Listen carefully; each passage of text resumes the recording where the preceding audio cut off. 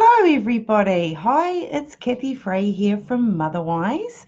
Just recording this little webinar or podcast for you today talking about day 2 after having a baby, and we call that day 2 postpartum or postnatal.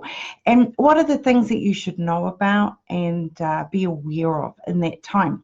Okay, well, firstly, when it comes to mum, you should be having 2 or 3 times a day, typically your blood pressure checked, your temperature and your pulse checked. Now the blood pressure is just to make sure that you're not getting any preeclamptic toxemia, which can occur after having a baby, just in that first little week or so after having a baby. So that's you should be having your blood pressure checked.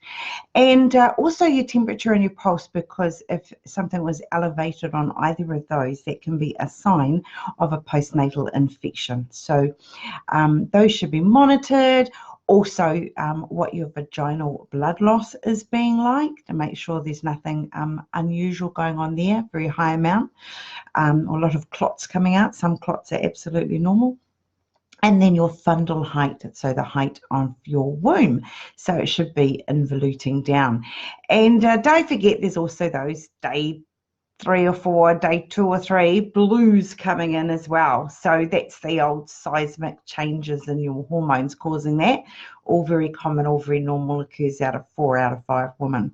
But all about this time is really, let's face it, tends to be more about the baby. You know, the baby has become the center of your universe, which is exciting, but also incredibly time consuming. So on the first 24 hours, the babies often do quite a bit of sleeping. You know, they'll feed, but they'll do quite a lot of sleeping as well, like a bit of a recovery sleep, particularly after going through the labour themselves. But day 2, OMG, they just become feed. What do? They just want to feed. Oh, it's just exhausting for the mum, and often day 3 as well, to be honest, until your milk fully arrives in.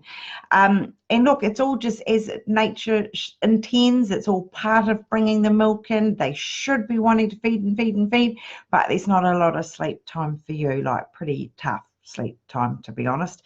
But that's all right. You'll get through it like we all did, and others will after you. And you want that your baby's had at least a urine output and some meconium poo output. So that should have all occurred sort of within that first 24 to 48 hours tops. Okay, and at that point, it is normal for the babies to do several wees a day, and then after your full milk arrives, they should be doing sort of 6, well, they say a minimum of 6 wees a day, but to be honest, in my experience, as long as they're doing 10 to 12 wet nappies a day, those babies are absolutely thriving.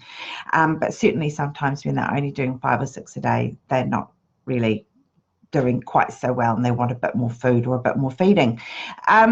And what else? Because I'm just doing a very quick list for you here. Now, I am going to be doing a much longer webinar podcast on this, where we dive much deeper into the topics, and of course that's part of my MotherWise masterclass, which is my inner circle group, where it's a members only, and the women have joined my Essential Basics program or similar, and they get access to my 24/7 Q&A library, which has got like hundreds, I think about 600 questions on it actually, and then of course my library of past webinars, and we have these live webinars too, where the woman can come and actually ask me specific questions.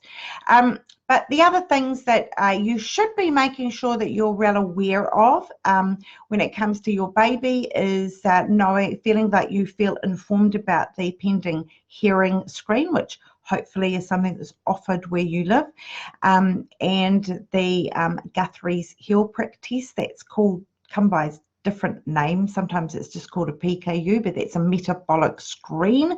So make sure you feel like you know all about that and you're all informed. And then also you should be well feeling well informed about SUDI, or the sudden unexplained death of an infancy, also used to be called SIDS, sudden infant death syndrome, and long before that it was called cot death. So make sure you are aware of the ways that the things you should be doing and should not be doing to help prevent that. Or just join our program and we can tell you all about it. So that's all for today, and I will include a link at the bottom of on the first comment on this feed, so that you can check out our Essential Basics program. And that's all we have for today, and I wish you a wonderful week. Okay, love you. Bye. Oh, where's the button? Lost the button. There we go. See you.